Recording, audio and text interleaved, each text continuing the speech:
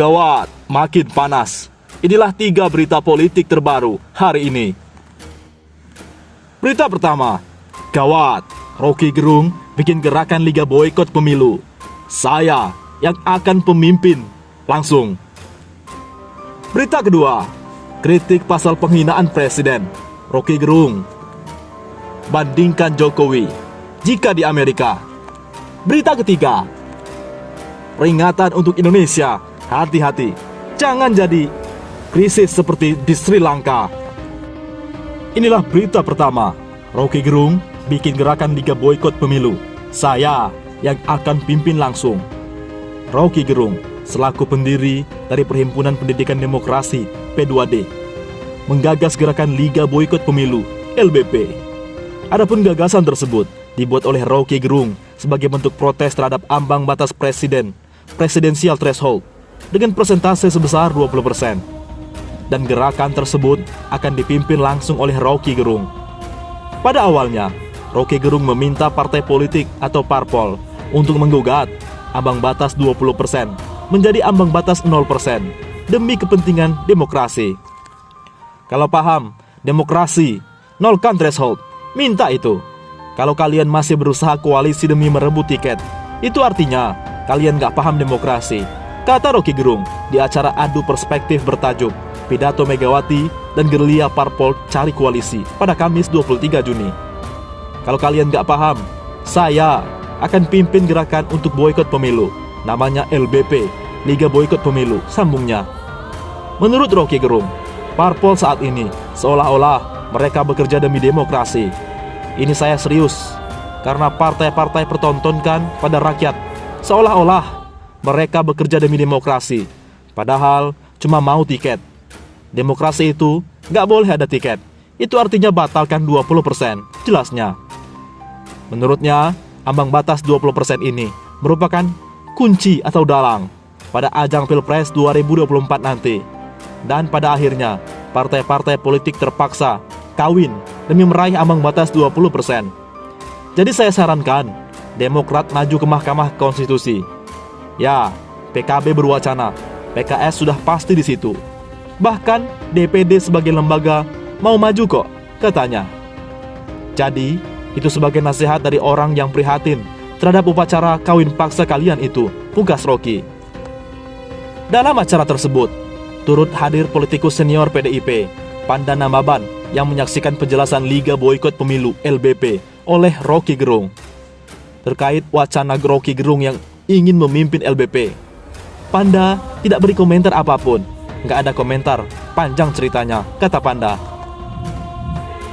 Berita kedua, Indonesia hati-hati, krisis Sri Lanka. Bisa terjadi di Indonesia.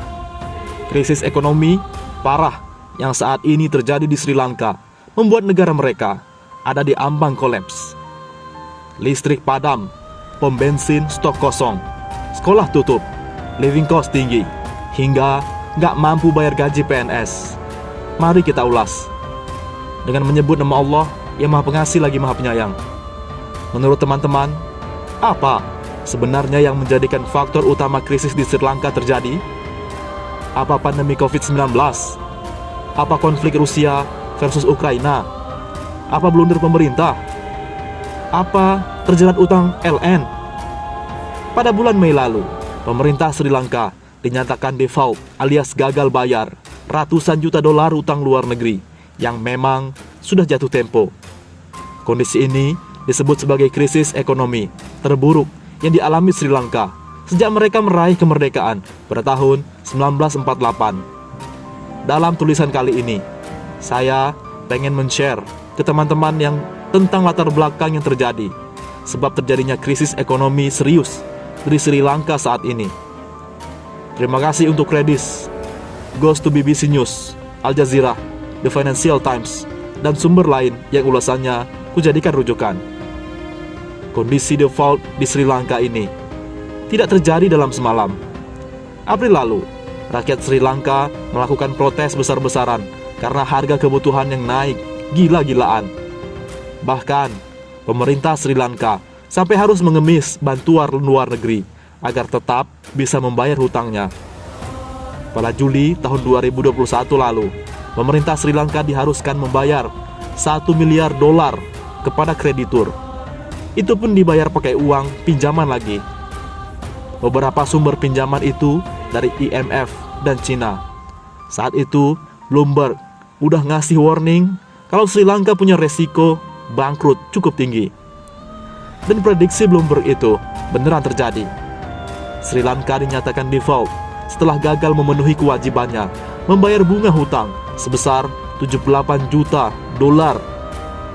Iya benar, itu cuma interest rate atau bunga hutangnya saja. Total hutang mereka berapa?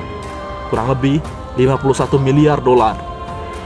Kondisi ini membuat pemerintah Sri Lanka terpaksa menghubungi IMF untuk meminta suntikan dana. Perdana Menteri Sri Lanka, Ranil Wickremesinghe, mengatakan kalau mereka butuh fresh money urgent sebesar 75 juta dolar buat impor beberapa komoditas kritikal seperti BBM. Sri Lanka kehabisan cadangan devisa yang menyebabkan mereka nggak bisa melakukan transaksi perdagangan internasional. Kondisi ini menyebabkan kekacauan ekonomi serius. Harga naik tajam sejak Desember 2021. Listrik pada mati, sekolah ditutup, sistem kesehatan diambang kolaps. Faktor utama sebab krisis di Sri Lanka adalah karena mereka kehabisan cadangan devisa. Menurut penjelasan OJK, cadangan devisa merupakan aset yang dimiliki oleh bank sentral ataupun otoritas moneter. Biasanya dalam bentuk cadangan mata uang asing atau foreign currency reserves. Mata uang asing yang dipakai sebagai cadangan devisa biasanya mata uang yang bisa digunakan untuk transaksi perdagangan internasional seperti US dollar atau yuan. Namun, cadangan devisa bisa juga dalam bentuk lain, seperti logam mulia, obligasi, ataupun surat berharga lainnya. Fungsi cadangan devisa adalah untuk melakukan pembayaran dalam perdagangan internasional. Selain itu, cadangan devisa bisa digunakan untuk membayar hutang luar negeri beserta bunganya. Cadangan devisa juga bisa digunakan bank sentral untuk menjaga stabilitas nilai tukar mata uang. Sumber cadangan devisa ini dikategorikan jadi dua kategori, dalam dan luar negeri. Dari dalam negeri contohnya dari hasil ekspor komoditas ataupun sumber daya alam. Sedangkan dari luar negeri bisa bersumber dari hibah dan pinjaman dari Bank Dunia ataupun negara lain. Nah, kembali ke Sri Lanka, sudah disebutkan kalau cadangan devisa yang menipis jadi sebab mereka dilambang kolaps. Pemerintah Sri Lanka menyalahkan COVID sebagai biang kerok ekonomi mereka drop. Masuk akal sebetulnya, mengingat sektor turis jadi tulang punggung utama roda ekonomi di sana. Pertama, namun beberapa pakar ekonomi berpendapat bahwa mismanagement jadi faktor utama Sri Lanka jatuh ke dalam krisis. Salah satunya, kebijakan Sri Lanka yang sejak 2009 terlalu fokus pada suplai komoditas untuk pasar domestik dibandingkan coba menembus pasar ekspor. Kondisi tersebut menyebabkan sumber cadangan devisa dari sisi ekspor sangat rendah, sedangkan kebutuhan impor mereka tinggi. Valuenya bisa sampai 2-3 miliar dolar per tahun.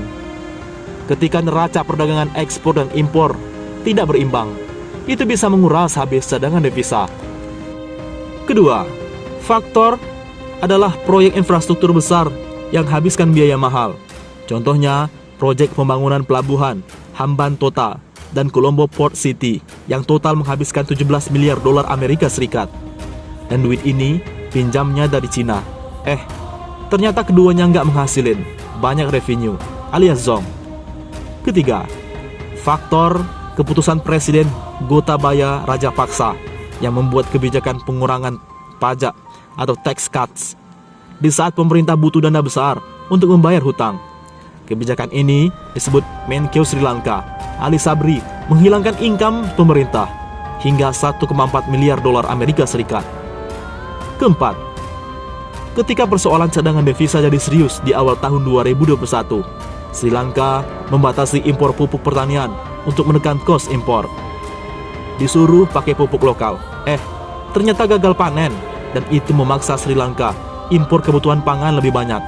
Kosnya meledak. Pemerintah Sri Lanka sendiri belum punya rencana jelas menghadapi situasi krisis saat ini. Dengan kondisi yang ada sekarang, mereka berencana mencetak uang di bank sentral lagi. agar bisa membayar gaji PNS-nya. Tapi, rencana ini jelas beresiko meningkatkan inflasi jadi lebih tajam.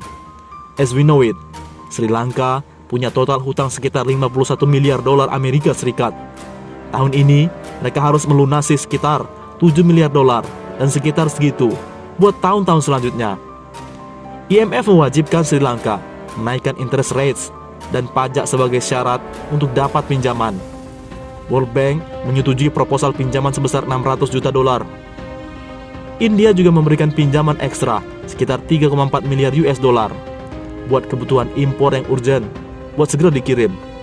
65.000 ton pupuk, 400.000 ton BBM yang shipmentnya udah berangkat akhir Mei lalu.